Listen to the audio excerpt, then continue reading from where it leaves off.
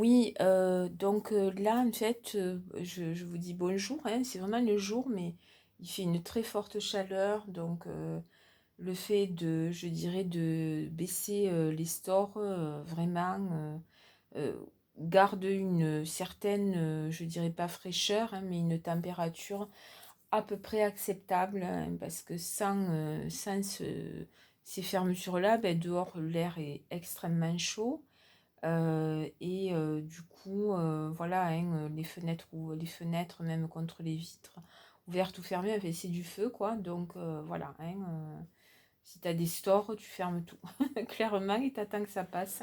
Même si on n'est pas en Inde, hein, loin de là, hein, on n'est pas sur des températures qui sont, hélas, terribles dans d'autres pays où vraiment là, tu ne peux qu'attendre la fin de ton agonie, je dirais, pour reprendre une activité quand le soleil est tombé, quoi, hein, littéralement. Enfin bon. Donc là, en fait, je voulais vous parler de l'enfer.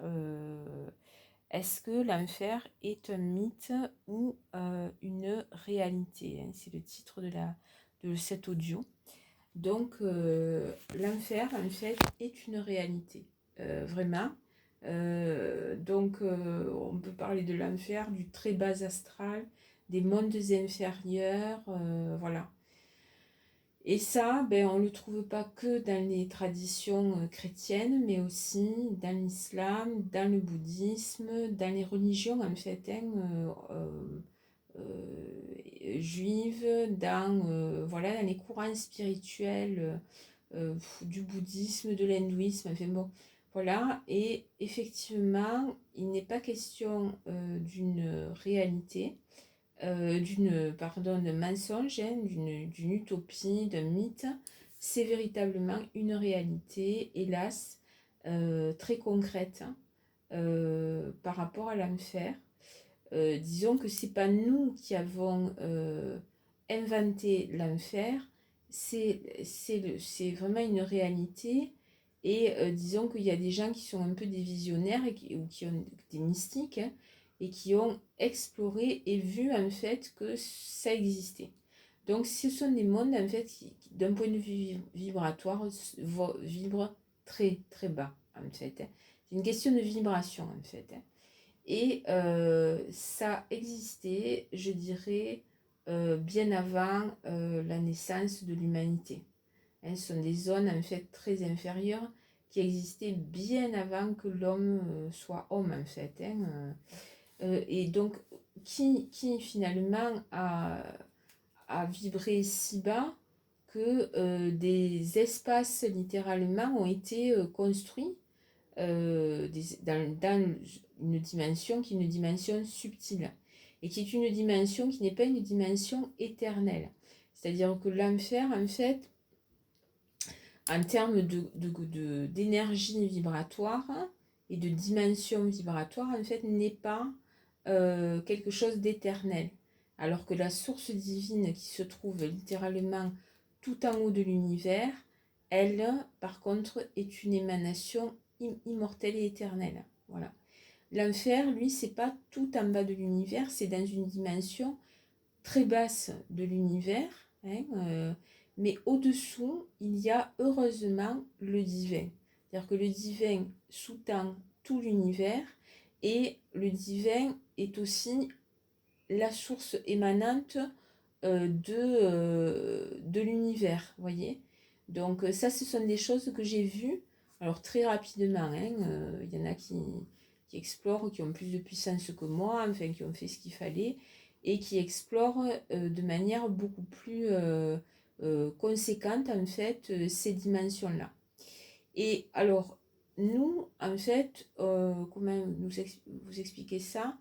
Nous sommes connectés aussi bien au ciel qu'à la terre, qu'à l'enfer, hein. En fait, on est un petit peu une représentation de l'univers nous-mêmes, d'accord? Mais je dirais que certains ont, de par leur comportement dans cette vie, mais dans les vies antérieures, et ils ont passé leur temps, en fin de compte, à tisser des liens avec les mondes inférieurs, et ils se sont coupés, en fait, de la source divine. Donc voilà, c'est le cas par exemple des gens qui sont des pervers narcissiques ou des narcissiques, ils se sont coupés.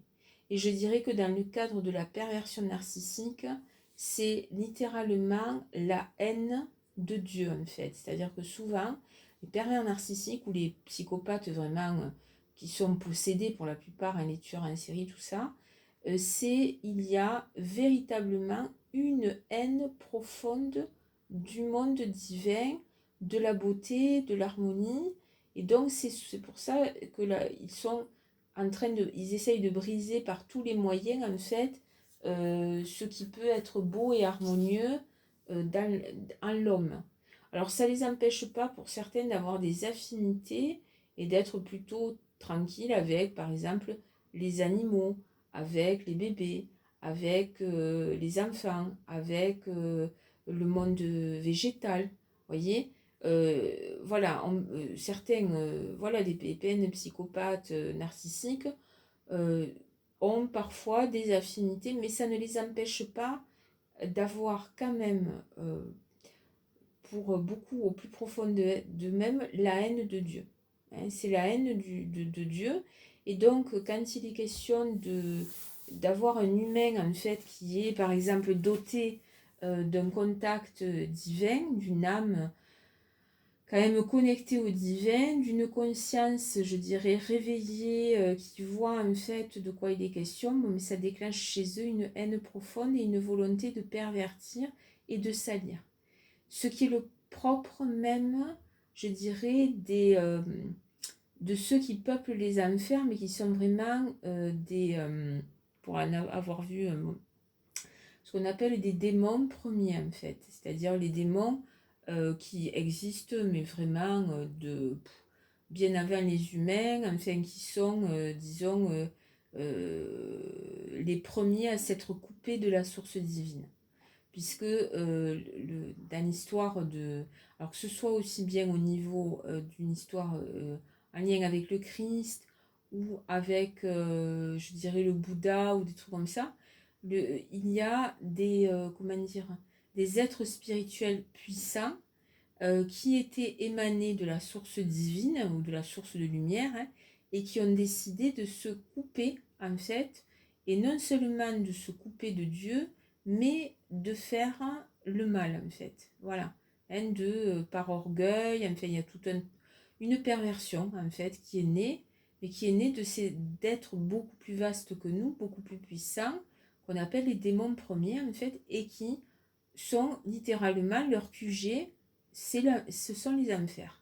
Ça peut paraître complètement délirant, complètement folklorique, complètement tout ce que vous voulez, mais la réalité, c'est que ça existe bel et bien, et que quand vous regardez des films, en fait, où vous voyez des trucs, genre, eh ben, alors c'est bien sûr, c'est édulcoré, c'est folklorisé, c'est tout ce que vous voulez, mais disons que la source d'inspiration vient de là, en fait. Pour les films d'horreur, les films d'épouvante, les films un peu space de type Constantine, vous voyez, qui est adapté d'une BD. Bon, ben, il y a quelque chose en lien avec ça, en fait. Et bien souvent, quand on a des gens, en fait, qui sont extrêmement narcissiques ou pervers narcissiques et qui cherchent la lumière, qui cherchent à posséder les autres, à les dominer, à renverser la vérité. Enfin, tout ça, ce sont des marionnettes en fait de choses, d'entités beaucoup plus puissantes en fait qui siègent vraiment dans le bas astral en fait, dans ces mondes-là. Et les enfers, il y a effectivement des enfers de feu, effectivement j'en ai vu, mais il y a d'autres enfers qui sont complètement différents. Hein, disons que c'est des états et des lieux qui peuvent être extrêmement différents les uns des autres et que les humains se construisent au cours de leur vie, voyez, au cours des incarnations. Et voilà, donc ça c'est une réalité. Mais alors qui va en enfer? Donc ce qui va conditionner en fait une âme, parce qu'il faut en vouloir, hein, vraiment il faut en vouloir pour atterrir là-dedans. Je dois dire que c'est pas... Il y a souvent des descriptions, alors là par contre c'est un peu original, hein, c'est déformé. où on dit que vraiment il y a des quantités astronomiques de gens qui sont en enfer, tout ça. C'est faux. C'est faux. Hein. Non, l'enfer n'est pas un lieu qui est surpeuplé de gens, pas du tout. Absolument pas. L'endroit où vraiment ça bouchonne, je dirais, où c'est vraiment compliqué, il y a beaucoup de monde, ce sont plutôt les purgatoires. Voilà. Les purgatoires, effectivement, c'est ce qui atteint la plupart des âmes. En général, quand une vie, souvent on se surcharge de beaucoup de choses. Et au niveau, on pêche tous les jours et beaucoup, en fait, et énormément. Et on refait toujours les mêmes conneries. Bon. Et ça, en fait, ça concerne la plupart des âmes incarnées sur cette terre. Et donc, ces âmes-là, l'âme lambda, c'est la zone qui l'atteint post-mortem, c'est ce qu'on appelle le purgatoire. Mais quand je dis purgatoire, enfer, limbe, etc., c'est parce que ces mots-là, on les comprend. En général, on les comprend vite. Qu'on soit chrétien ou pas chrétien, voilà, on visualise bien le truc, quoi. Même un peu trop, on imagine des choses. Bon, le purgatoire est un lieu qui est extrêmement désagréable. Et en général, c'est le purgatoire, on le vit très clairement quand on dort. Voilà, quand on dort, en fait, on a bien souvent des visions du purgatoire, c'est-à-dire des lieux où tu te dis, mais qu'est-ce que je fous là? Tu connais ni d'Ève ni d'Adam, tu vois des gens que tu ne connais pas du tout, des paysages que tu ne connais pas du tout, et globalement, c'est chiant en fait. C'est pas agréable, c'est pas des lieux lumineux, mais c'est pas non plus des lieux de torture ou autre, mais c'est emmerdant. Et bien ça, c'est ce qu'on appelle un purgatoire en fait. Le purgatoire, alors là, c'est très vaste, et il y a beaucoup, beaucoup de monde. Et le but, c'est de purger, tout simplement, de nettoyer, hein. Donc vous y allez, bon, c'est pas cool, tout ça. Et après, ça permet de nettoyer en fait toutes les scories. Et une fois que tout est nettoyé, l'âme peut remonter en fait. Vous voyez, elle devient plus légère vibratoirement, elle augmente son taux vibratoire. Elle comprend aussi les purgatoires, c'est fait pour te faire comprendre en fait tes conneries et que tu évites de les refaire. Voilà. Ce qui t'attend la plupart du temps, c'est la réincarnation. Hein. L'âme, voilà, hein, c'est vraiment, bon, ok, t'as pas compris, allez, tu repars pour un tour, en fait. Et donc voilà, donc ça c'est chiant, c'est bon. Mais les enfers, c'est pas un endroit où il va y avoir des centaines de milliards de gens, certainement pas. C'est-à-dire que pour mériter un enfer, il faut vraiment le vouloir. Hein. Il faut vraiment, vraiment, vraiment le vouloir. Quoi. Euh, bon, donc, qui va en enfer? Alors déjà, en enfer, c'est quand il y a aucune une haine de Dieu, déjà, ou un déni profond. Vraiment, un orgueil absolu, euh, voilà, et un déni, et un rejet, et une haine de Dieu. Et où, hein, voilà. Donc là, ça, c'est le parfait, comment dire, la chose parfaite à faire, c'est renier Dieu. Bon. Et le faire dans l'orgueil, le faire dans avoir la haine viscérale. En général, les pervers, c'est ça. Hein, ils ont une haine, et les narcissiques, viscérale de tout ce qui est de l'ordre du divin. Parce que une personne en fait qui porte une lumière divine, une conscience de vérité, etc., il y a une vision, on voit en fait les actes, c'est-à-dire quels que soient les degrés de manipulation, de perversion, de narcissisme, de détournement, d'inversion, etc., un regard lucide voit quand la personne est un pervers en fait, quand elle est narcissique, quand elle est toxique, il y a une vision en fait, voilà.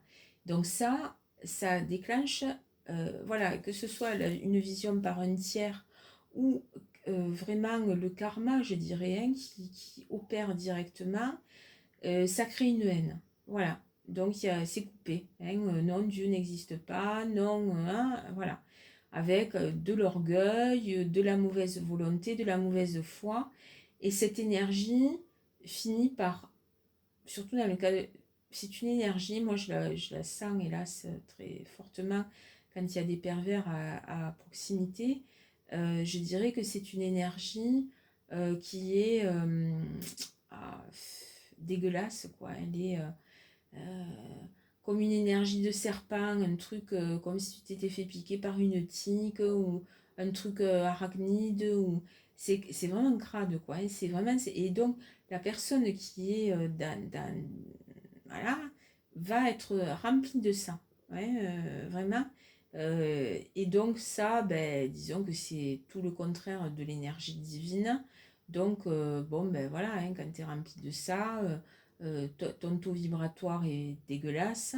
Même si tu arrives voilà, à décharger ta merde sur les uns, sur les autres, à te faire croire, etc., à voler des énergies, enfin, c'est de la manipulation. Hein. Mais la réalité, c'est que quand tu décèdes, voilà, tu as un paquet énorme et là, tu chutes et tu tombes, en fait. Hein. Voilà, donc ça c'est vraiment, ça t'amène droit tout ce qui est une énergie de mensonge, de haine, voilà, de perversion, voyez, tout ça, ça crée un bloc énergétique, je sais pas comment expliquer ça, mais ça entraîne vraiment au fin fond, voilà, coupure d'avec Dieu, bon, ben t'es coupé d'avec Dieu, tu tombes, c'est un saut à l'élastique, sans élastique, hein, clairement. Ce qui mène en enfer aussi, de ce que j'ai pu voir, bon, mais oui, c'est tout ce qui est de l'ordre du déni de la réalité et de la haine de tout ce qui est la vérité, la réalité, la vulnérabilité, la gentillesse, la douceur. C'est inverser les rôles, c'est-à-dire, voilà, hein, par exemple, des parents PN et narcissiques, conjoints ou autres, ou même enfants, qui vont être ultra violents dans leur comportement, même sournois et silencieux avec leurs proches en fait, hein, que ce soit ton enfant, ton conjoint, ton parent, tout ça, et qui vont inverser les rôles, c'est-à-dire ils sont pétris de merde, l'autre en face est quelqu'un de clean, de propre, de conscient, et ils vont inverser les rôles, ils vont renverser la vapeur, bon ça, maltraitance, l'autre qui souffre et tout, un refus catégorique de changer, voilà, un mensonge sur pattes en fait, donc une énergie dégueulasse, aucune compassion, pas d'empathie, pas de, comment dire, aucune sentiment de culpabilité consciente en fait, vraiment pas de remords et tout, enfer. Ça, mais il faut vraiment en vouloir. Hein. Et en général, ces gens-là vont faire ça toute leur vie. Bon, ben là, il n'y a pas de possibilité de changement ni de acte de contrition ou quoi. Enfer. Voilà, ça c'est clair et net. Ça va être aussi ben, des trucs, soit des violences en fait, mais au quotidien tout le temps, ou alors ben, les gros psychopathes qui vont tuer, découper, détruire, etc. Où là c'est même plus humain en fait, hein, à l'intérieur, c'est autre chose en fait qui possède une coquille vide, et bon la coquille vide, la marionnette bouge, actionne les bras, bon là c'est carrément démoniaque, bon ben je dirais que ça retourne à la source quoi, hein, et leur source n'est pas du tout le divin.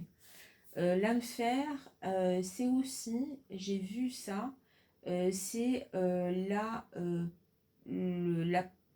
désespoir passif.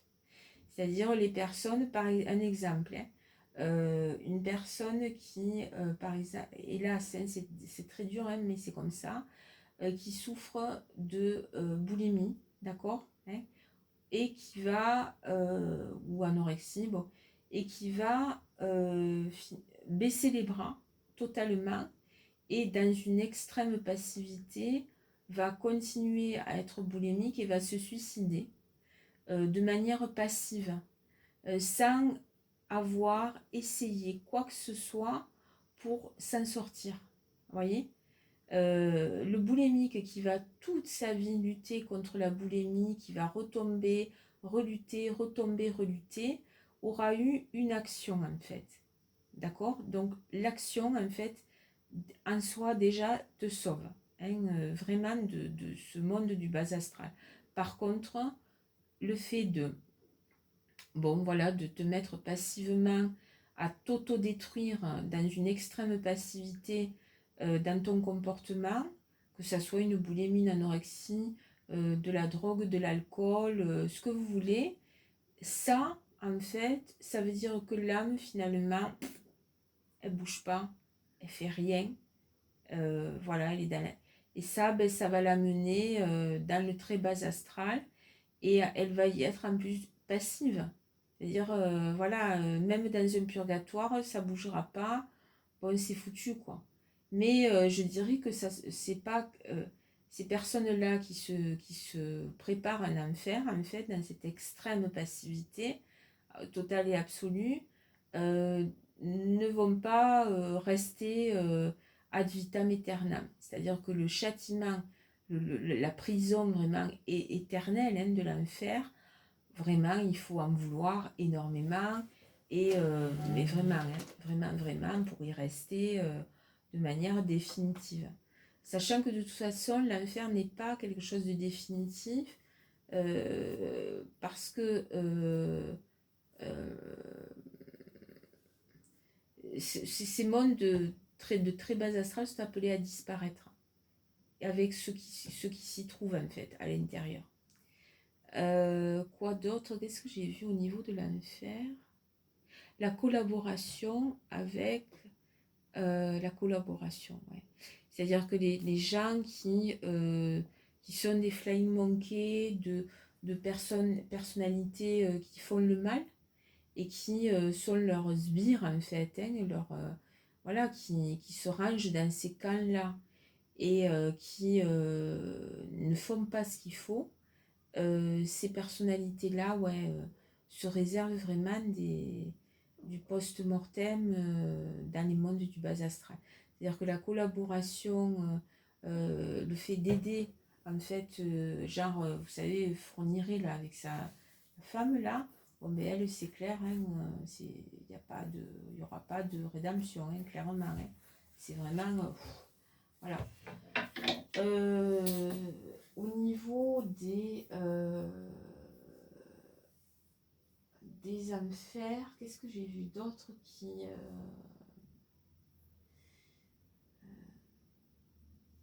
amène, j'essaie dans ma mémoire de chercher ce que j'ai pu voir dans ces mondes-là.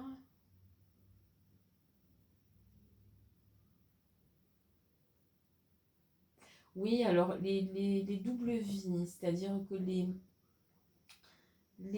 genre souvent les personnalités publiques, vous savez, très connues, tout ça, qui voilà, se deviennent millionnaires, enfin, qui chantent, tout ça, ou qui sont acteurs, et qui ont une apparence, voilà, une vie, hein, et puis scindée en deux, puis la face obscure ressort à un certain moment, et on voit en fait l'envers du décor, et que ce sont vraiment des salopards, d'accord, femmes ou hommes, hein, et, et leurs complices aussi, hein, et qui, voilà, n'ont aucun acte de contrition, voyez, qui vont, bon, mais j'ai été pris la main dans le sac, merde, je me suis fait avoir. Cette mentalité-là, là, c'est foutu, là. Là, c'est clairement, parce qu'il n'y a pas il n'y a pas de repentir, en fait. Elles ne souhaitent pas, en fait, se repentir, elles n'en ont absolument pas. Et en plus, beaucoup d'entre eux vont jouer dans la manipulation en essayant de retourner la situation pour se faire passer pour des victimes. Alors là, ça c'est rédhibitoire. Là, clairement, hein, le mec qui fait ou la nana qui fait des saloperies et qui cache tout, et puis c'est mis à jour. Et puis la personne, en fait, va jouer les victimes, et puis après écrire un bouquin sur tout ce qu'elle a vécu, enduré, justifier en fait, voilà. Là, c'est clair, et on passe l'éponge et tout. Là, c'est foutu. Vraiment foutu, quoi. Pas de contrition, pas de retour sur ses actes, enfer. Ou alors, j'ai vu hein, des personnalités qui, disons, n'étaient pas des monstres, qui avaient fait des choses aussi à peu près correctes, mais il y avait quand même une distorsion profonde sur certains comportements vis-à-vis des enfants, par exemple, et aucun retour sur le mal qui avait été fait. Vraiment un déni total voilà, vis-à-vis de leur comportement. Bon, mais ça, je les ai vus atterrir en purgatoire, et vraiment dans de très mauvaises conditions, enfin vraiment blindés je dirais, de scories, et rester dans le purgatoire et sans se remettre en question sur l'acte qui les avait menés dans la merde, en fait. Et là, je ne sais pas ce qu'il est advenu, mais s'il y a eu une réincarnation, c'est pas du tout dans de bonnes conditions, quoi. C'est vraiment ça. Je pense que les réincarnations, s'il y a eu, ou alors c'est les purgatoires qui sont très très longs, quoi. Parce que la personne ne comprend pas, ne veut pas voir, ne voit pas le problème, bon, et pourtant il y en a un. Alors il y a eu des choses positives qui ont été faites, la personne n'était pas totalement méchante ou autre, elle a fait des choses bien, sauf qu'il y a un noyau dur en fait qui ne part pas. Ne part pas, elle ne voit pas, elle ne comprend pas, elle n'a pas de remords, elle ne sait pas, elle est aveugle, quoi. Et ça, c'est... Waouh, ça dure, ça dure, ça dure. Et même si la personne, voilà, par exemple, elle sort de cette zone de purgatoire, bon, la lumière céleste, je ne sais pas s'il va en avoir beaucoup, et puis ce sera probablement une réincarnation, mais super, super dure, quoi. C'est con, hein, c'est vraiment con. Donc ça signifie que, en fait, bon, l'enfer, voilà, c'est pas surpeuplé de monde, c'est faux. Mais oui, bien sûr, il y a effectivement des êtres qui ont fait vraiment le mal. D'ailleurs, quand les êtres sont vraiment extrêmement pourris, je dois vous dire que ça dure pas longtemps. C'est carrément, on les dissout. Hein, voilà, hein, on fait comme le nettoyeur. Ça part, voilà, on défragmente tout, terminé. Ça n'existe plus, c'est fini, quoi. Hein, voilà. Les grosses incarnations du mal ne vont pas rester ad vitam aeternam, euh, collées en bas, ou non, pas du tout. Hein, ça se passe pas comme ça. Je voulais dire un truc, mais je m'en souviens. Ah oui, voilà. Donc, ce qui est important, sachez-le, c'est que quand nous vivons en fait notre vie, eh bien, tous les actes que nous posons en fait, qui sont des actes de courage, d'endurance, de persévérance, de paix, d'humilité, de sincérité, d'équanimité, d'égalité, d'aspiration au divin, euh, de joie, enfin, tout, mais vrai, pas la joie du narcissique qui voilà, est dans son ego et patauge dans son infantilisme. Non, non, non. Vraiment, le truc de l'âme, en fait. Hein. Et bien, tous ces actes-là que nous posons de notre vivant, même si nous sommes blindés de défauts, de difficultés, que nous avons des nuits difficiles, des vies très dures, voilà, hein, mais ces actes-là sont posés et au maximum, l'idée c'est de sortir au maximum du déni, d'arriver au maximum à la paix, de travailler au maximum sur ses défauts, sur ses peurs, sur ses colères, c'est-à-dire que tous les actes que vous posez et tout le courage dont vous faites preuve de votre vivant, c'est un bagage qui est inestimable, mais vraiment inestimable. Dans des conditions d'adversité, quelqu'un qui défend l'intégrité jusqu'au bout est une personne qui va s'épargner énormément de difficultés dans le post-mortem. Hyper important, mais vraiment hyper important.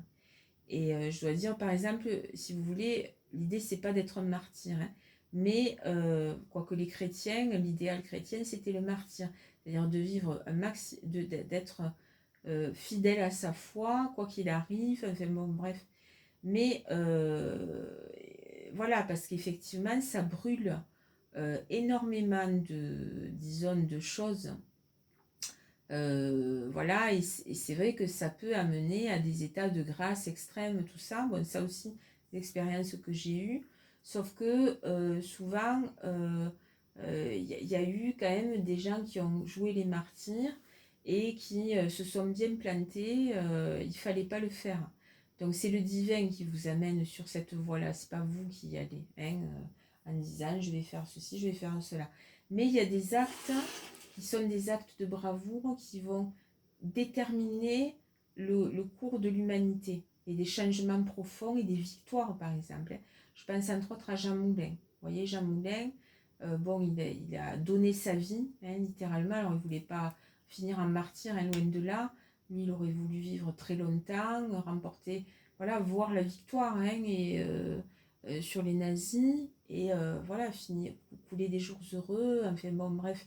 Bon, il a été capturé, torturé à mort, bon, bref, le pauvre. Mais lui, il est certain que dans ses actes de courage, en fait, profonds, ben lui, clairement, hein, il est monté, hein, il n'a pas fait qu'un panthéon à Paris, il a fait un panthéon divin, je dirais, hein, clairement, hein, clairement.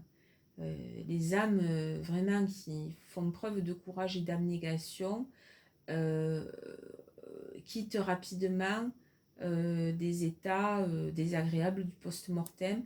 Ils sont portés vers la lumière. Sauf que, voilà, ça c'est une. Là, je vais finir avec ça. Je dirais que sur notre parcours de vie, sur le parcours de l'âme et de sa réincarnation, il y a des choses que l'âme, en fait, quand on meurt, hein, quand l'âme quitte le corps, elle emporte avec elle un bagage. Il y a des choses qui sont non résolues. Par exemple, l'âme a vécu, je vous donne un exemple bon, épique, l'âme a vécu, par exemple, les temps de la croisade albigeoise. Et elle a guerroyé, s'est battue, etc. Sauf que la fin a été, voilà, hein, les Cathares brûlés, les seigneurs dépossédés de leurs terres, ceux qui ont défendu les Cathares, la France qui s'empare et les croisés des territoires, et cette âme de seigneur, par exemple, qui a guerroyé, ne meurt pas pendant le combat, mais va voir en fait l'achèvement de la croisade, toutes les exactions pendant la croisade, les violences, les meurtres, toutes les injustices. Et l'âme, finalement, la personne finit sa vie, mais le restant de sa vie, elle sera très en colère, en fait, contre ce qui s'est passé et contre toutes les injustices qui ont eu lieu. Quand elle décède, en fait, elle estime que le travail n'est pas fini, que les injustices n'ont pas été réparées. Il y a quelque chose, en fait, qui va absolument pas. Elle n'est pas contente, elle trouve ça dégueulasse et injuste. Elle n'est pas en colère contre Dieu, mais elle veut en découdre. C'est une âme qui a la foi, en fait, hein, mais elle veut en découdre. Elle dit, c'est pas fini. Voilà, le salopard, ça, tout ça, là, c'est pas fini. Je suis en colère, ça s'arrête pas comme ça. Et l'âme quitte le corps, mais elle porte avec elle, en fait, cette histoire non réglée. Eh bien, vous pouvez être sûr, en fait, que l'âme va se réincarner et va, au travers de ces réincarnations, très clairement, au cours d'une de ces réincarnations, revenir sur les mêmes lieux, les mêmes endroits, et avec cette envie de réparation d'injustice, en fait. Ça, c'est clair. Et elle va avoir en plus des qualités qu'elle avait déjà, de courage, d'endurance, de persévérance, etc. Et cette âme va retrouver des âmes amies et des âmes ennemies sur les mêmes territoires, des siècles et des siècles plus tard. Truc de fou, mais que j'ai vu et expérimenté, que je continue d'ailleurs à expérimenter. Et ça, c'est pas du folklore, c'est pas du délire, c'est une réalité. Quelque chose s'est mal passé, il y a eu beaucoup d'injustice, beaucoup de violence, beaucoup de souffrance. L'âme revient demander des comptes. Et elle n'est pas seule. Elle va avoir des gens autour d'elle qu'elle va rencontrer dans sa vie sans forcément se souvenir. Hein. Les choses vont remonter peut-être à la surface progressivement et elle va finir par comprendre le puzzle de sa vie présente et des choses qui, voilà. Et là, là c'est compliqué. Là, c'est compliqué parce que elle a encore ce truc-là, hein, ce feu-là de réparation d'une injustice réelle, hein, c'est vrai, qui a été vécue 800 ans avant. Ouais, ouais, et là, ben, il y a un travail à faire. Et un travail de compréhension, voilà, hein, de dire que ta volonté soit faite et pas la mienne, dans le rapport à Dieu. C'est particulier, mais bon, c'est pas évident non plus, mais ouais, c'est ce que vivent la plupart des âmes, en fait. Elles reviennent sur certains endroits, dans de nouvelles incarnations, voilà. Hein,